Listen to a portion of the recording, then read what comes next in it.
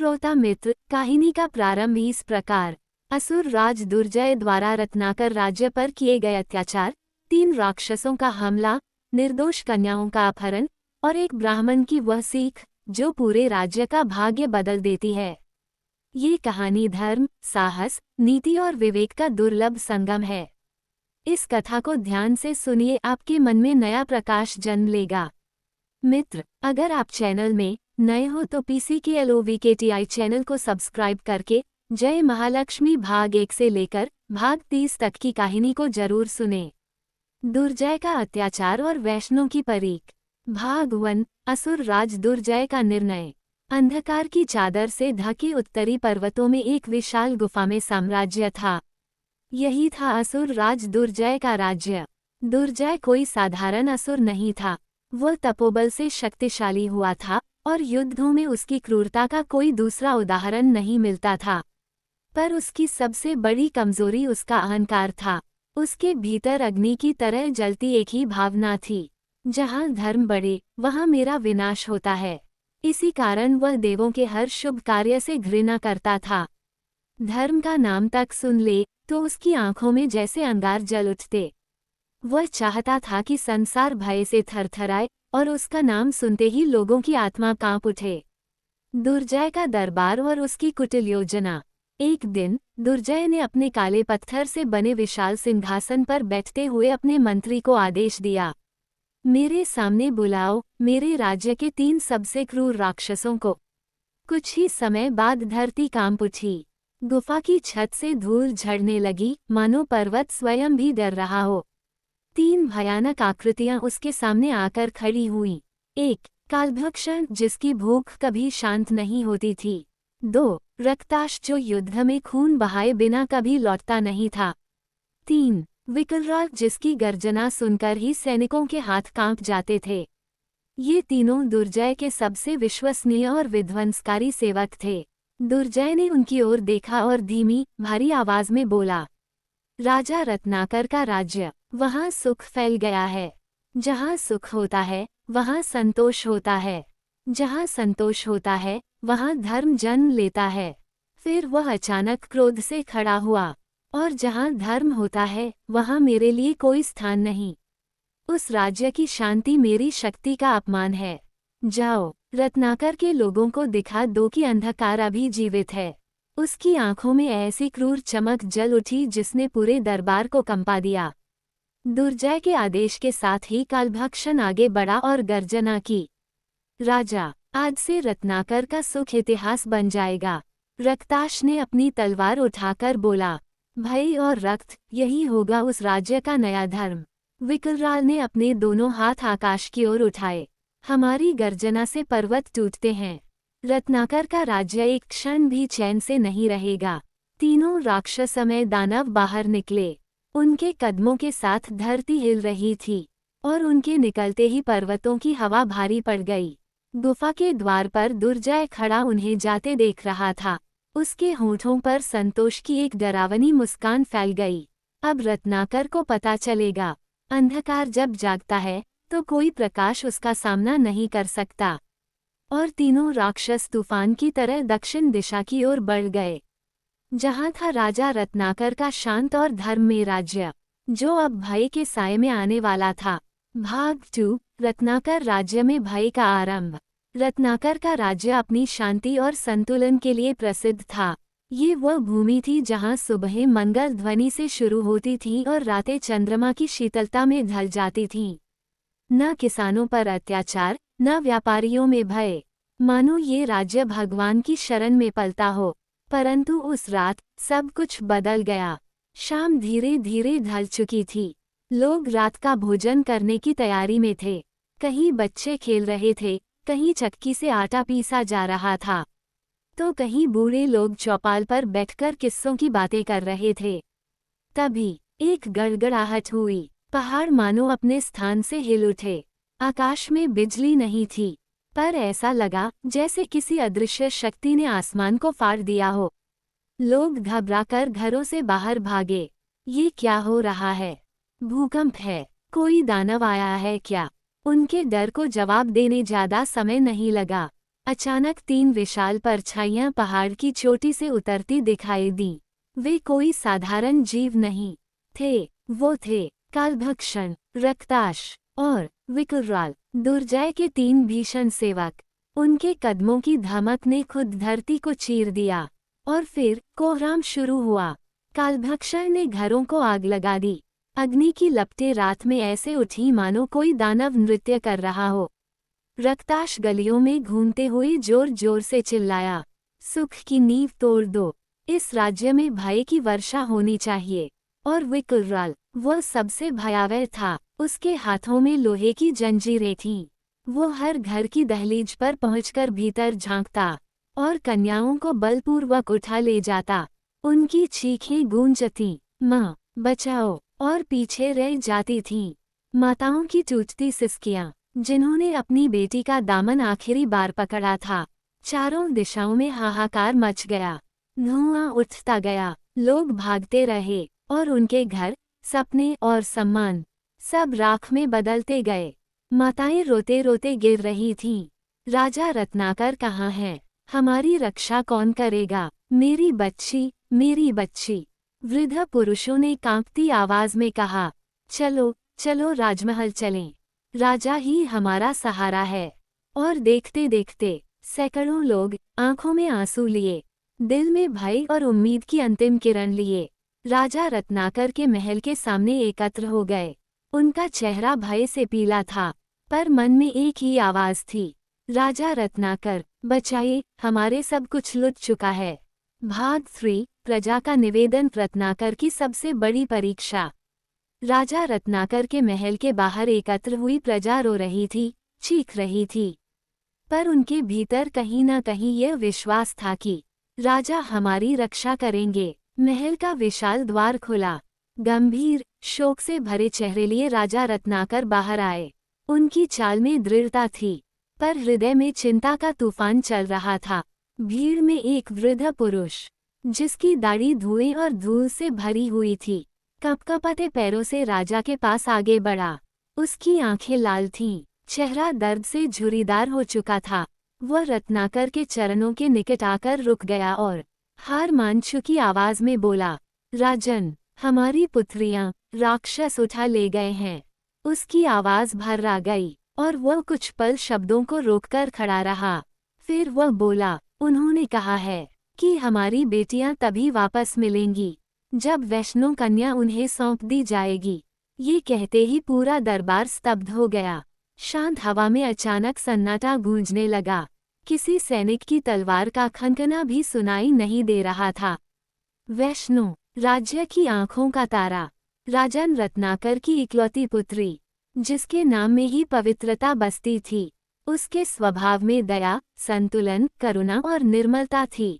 उसने किसी को कभी दुख नहीं दिया और उसका जन्म राज्य के लिए सौभाग्य माना गया था। अब वही कन्या असुरों की शर्त बन चुकी थी। वृद्ध के शब्द सुनकर रत्नाकर के भीतर की दुनिया मानो बिखर गई। राजा, जो हमेशा शांति का रक्षक था, जो न्याय के लिए जाना जाता था, आज उसकी सबसे बड़ी परीक्षा खड़ी थी। प्रजा की बेटियां, मेरी जनता और मेरी अपनी वैष्णो, दोनों ओर कर्तव्य था, दोनों ओर प्रेम, पर दोनों का निर्णय विपरीत दिशाओं में था। राजा की धड़कनें तेज हो गईं। उसका मन चीख उठा, मैं अपनी प्रजा को कैसे कष्ट में छोड़ दूं, लेकिन अपनी इकलौती पुत्री को उन राक्षसों के हवाले कैसे कर दूं। उसकी मुट्ठियां कस गईं, आंखें लाल हो उठीं। गर्व, पिता का प्रेम, राजा का धर्म, तीनों भीतर टकराने लगे। दरबार में खड़े मंत्री, सैनिक और नागरिक राजा को बारी बारी देखते हुए प्रतीक्षा कर रहे थे कि वह क्या निर्णय लेंगे।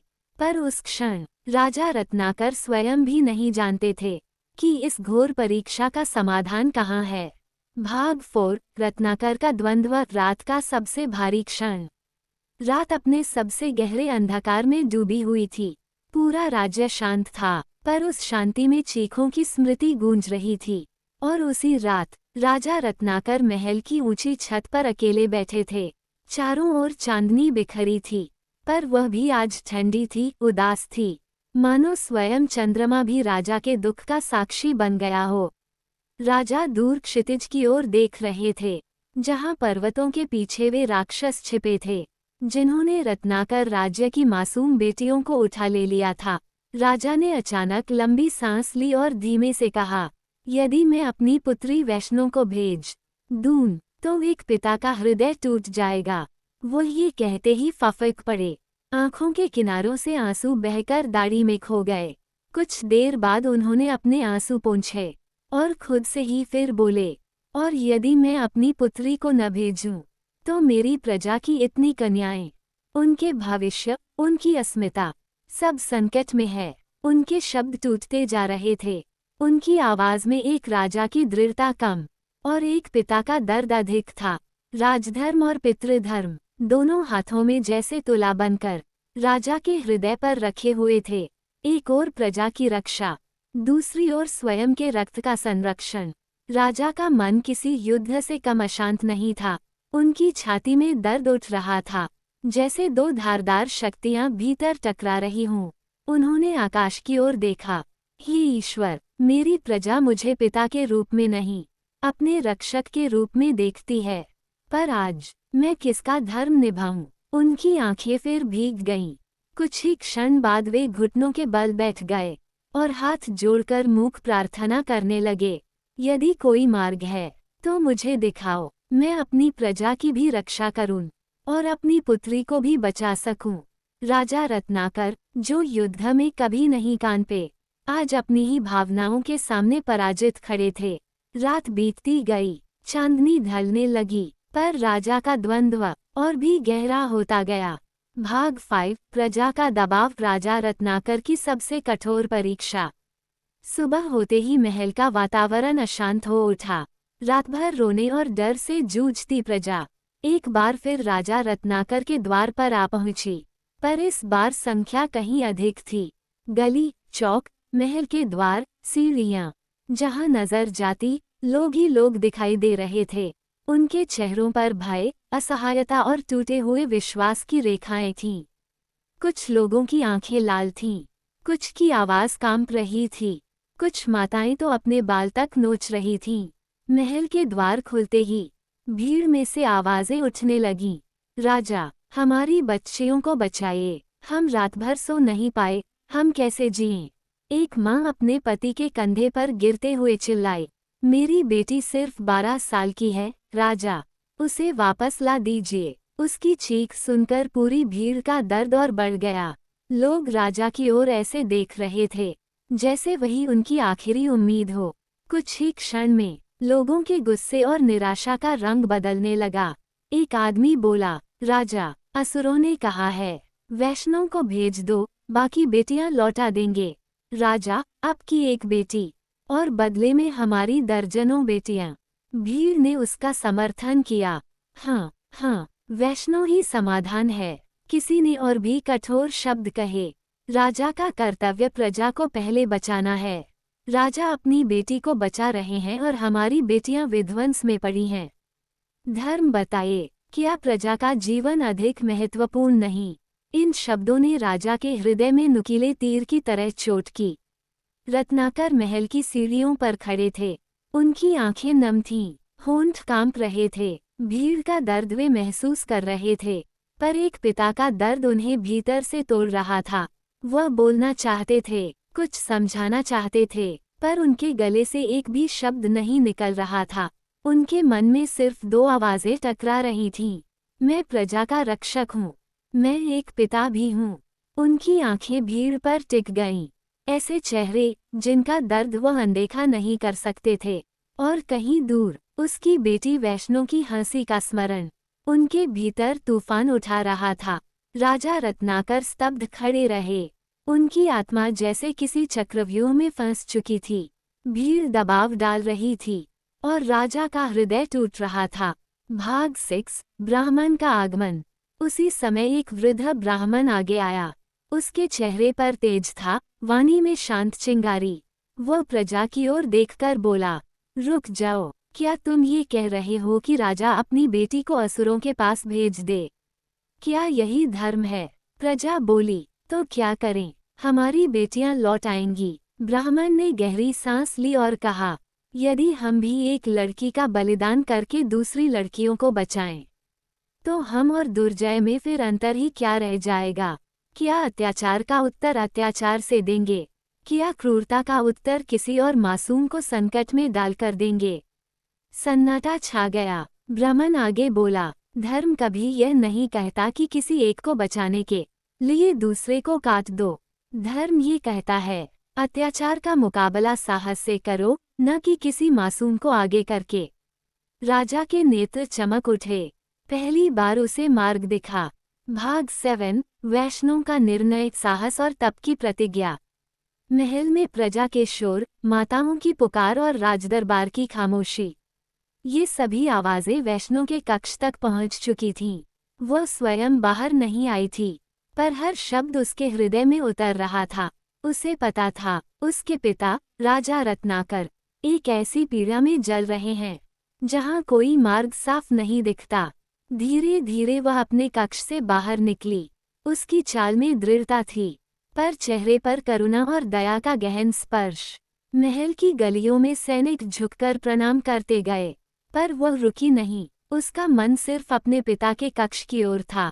अंततः वह वहां पहुंची जहां राजा अकेले खड़े, दीपक की रोशनी में अपनी असहायता छिपाने की कोशिश कर रहे थे। वैष्णव आगे बढ़ी और धीरे से बोली, पिताश्री। रत्नाकर ने सिर उठाया। अपनी बेटी को आंसू भरी आंखों से देखते ही उनका हृदय कांप उठा। वे तुरंत उसका हाथ पकड़ने को बढ़े, मानो वर्षों बाद अपनी आत्मा को वापस पा रहे हों। वैष्णव ने उनके हाथ थामे और कोमल पर दृढ़ स्वर में बोली, आप चिंता मत करें, मैं दुर्जय के पास नहीं जाऊंगी, पर मैं चुप भी नहीं बैठूंगी। राजा ने आश्चर्य और चिंता से उसे देखा। वैष्णव एक क्षण के लिए रुकी, फिर अपनी प्रतिज्ञा घोषित की, मैं यज्ञ करूंगी, मैं तप करूंगी, मैं देवी की आराधना करूंगी और इस राज्य की बेटियों को वापस लाने का एक दिव्य मार्ग खोजूंगी। उसकी आवाज में न डर था, न संकोच, सिर्फ एक शुद्ध, पवित्र निश्चय। उसकी आंखें चमक रही थीं, मानो उसके भीतर एक दिव्य प्रकाश प्रज्वलित हो चुका हो। पिताश्री, असुरों का समाधान उनको अपनी बेटी देना नहीं है, बल्कि ईश्वरीय मार्ग खोजना है, और मैं वही मार्ग ढूंढूंगी। वातावरण कुछ पल को मौन हो गया। राजा रत्नाकर का हृदय, जो दुख और द्वंद्व से भारी था, मानो इस क्षण कुछ हल्का हो उठा। रत्नाकर की आंखों से अनियंत्रित आंसू बह निकले, पर यह आंसू दुख के नहीं, बल्कि गर्व, प्रेम और आश्चर्य के थे। उन्हें अपनी बेटी में सिर्फ करुणा नहीं दिखी, बल्कि शक्ति, संकल्प और एक असाधारण आत्मबल दिखाई दिया। उन्होंने वैष्णव को गले लगाया और कहा, बेटी, तुम्हारा साहस मेरे लिए एक प्रकाश बनकर आया है। ईश्वर तुम्हें शक्ति दे। और उसी क्षण राजा समझ गए, भय ने जिस राज्य को झकझोर दिया था, वैष्णव का संकल्प अब उस राज्य के लिए पहली आशा बन चुका था। भाग 8 प्रजा में जागरण। वैष्णव के दृढ़ संकल्प की खबर पूरे राज्य में ऐसे फैल गई, मानो अंधेरे में किसी ने दीपक जला दिया हो। वर्षों से भयभीत प्रजा, जो दुर्जय के राक्षसों के अत्याचार के सामने सिर झुकाए खड़ी थी, अब पहली बार सीधी खड़ी दिखाई देने लगी। महल के प्रांगण में सुबह होते ही लोगों का आना जाना बढ़ गया। ब्राह्मणों ने तुरंत यज्ञ की तैयारियां संभाल लीं। मंत्रों की गूंज से वातावरण पवित्र होने लगा, जैसे प्रकृति स्वयं इस संघर्ष में राज्य का साथ दे रही हो। युवाओं के भीतर एक नई ऊर्जा जाग चुकी थी। वे समूह बनाकर अलग अलग दिशाओं में निकलने लगे, कहीं जंगलों की पगडंडियों पर पहरा, कहीं नदी किनारे चौकसी, तो कहीं पहाड़ी मार्गों की निगरानी।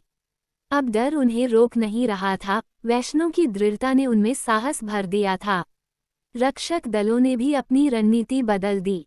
पहले वे सिर्फ रक्षा करते थे, पर अब वे खोज पर निकल पड़े। उनका एक ही लक्ष्य था, उन कन्याओं को ढूंढना जिन्हें राक्षस उठा ले गए थे।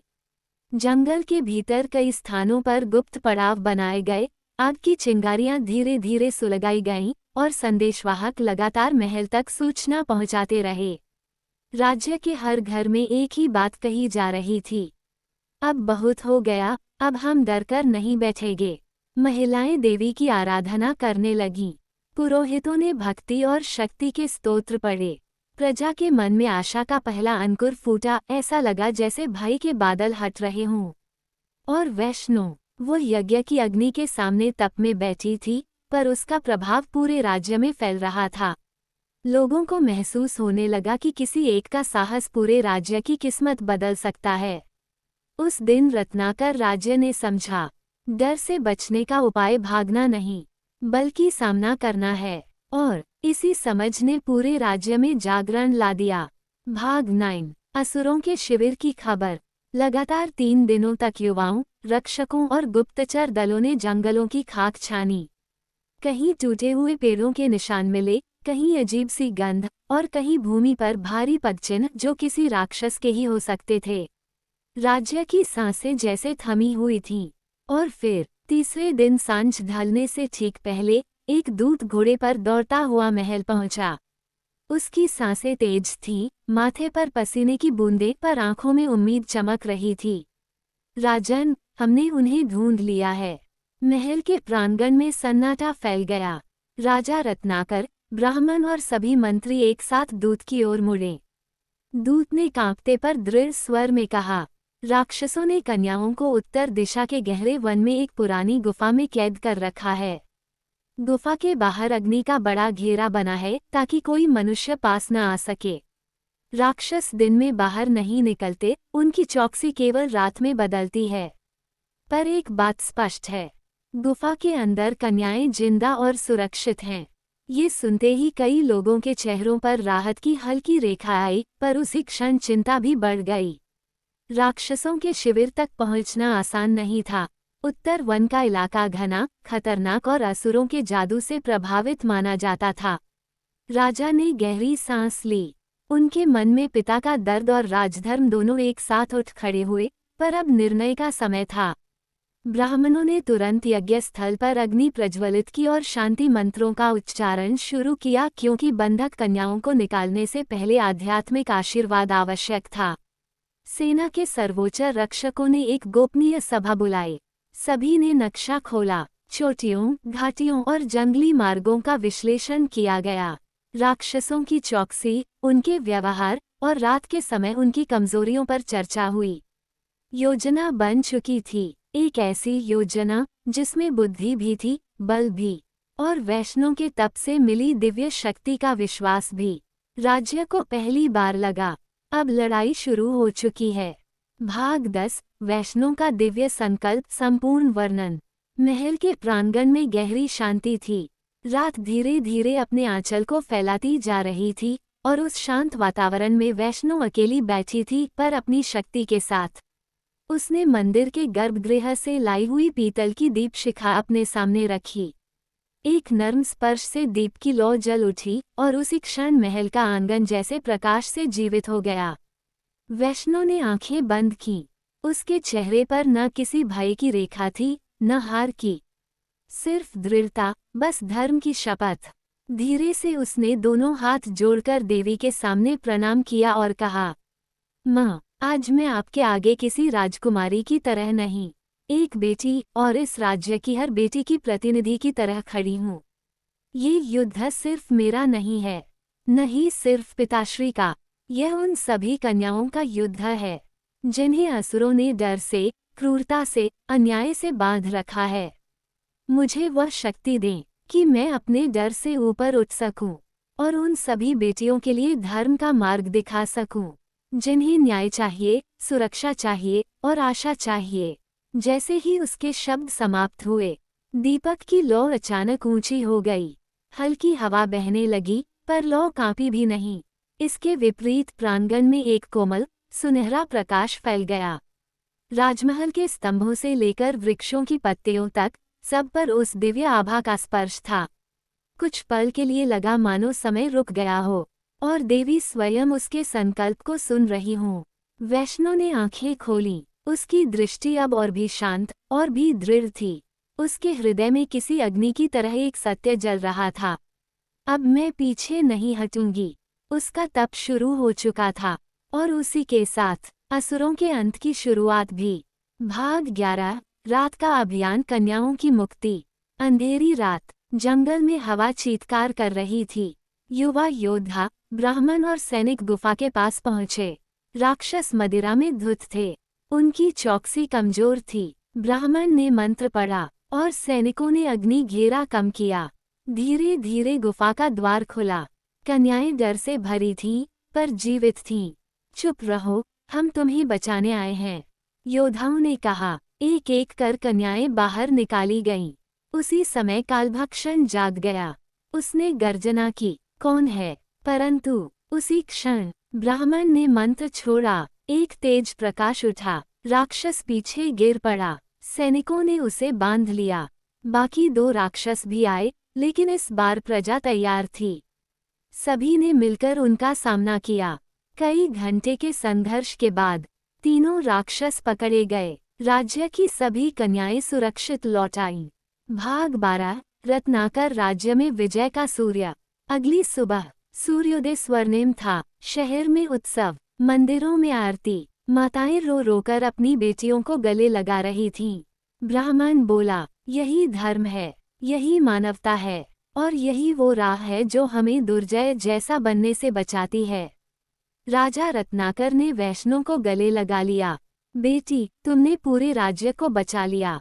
वैष्णो मुस्कुराए। पिताश्री, धर्म पर संकट आए तो राजकुमारी भी पीछे नहीं हटती। भाग 13 दुर्जय का क्रोध। दूर पर्वतों पर दुर्जय को खबर मिली कि उसके राक्षस पकड़े गए और कन्याएं छुड़ा ली गईं। उसकी आंखों में आग जल उठी। वो गरजा, रत्नाकर, तुमने मेरे आदेश का अपमान किया है। अब मैं स्वयं आऊंगा। और यहीं से अगली कथा आरंभ होती है। कथा यहाँ समाप्त नहीं होती, बल्कि एक नया अध्याय शुरू होता है। जारी रहेगा।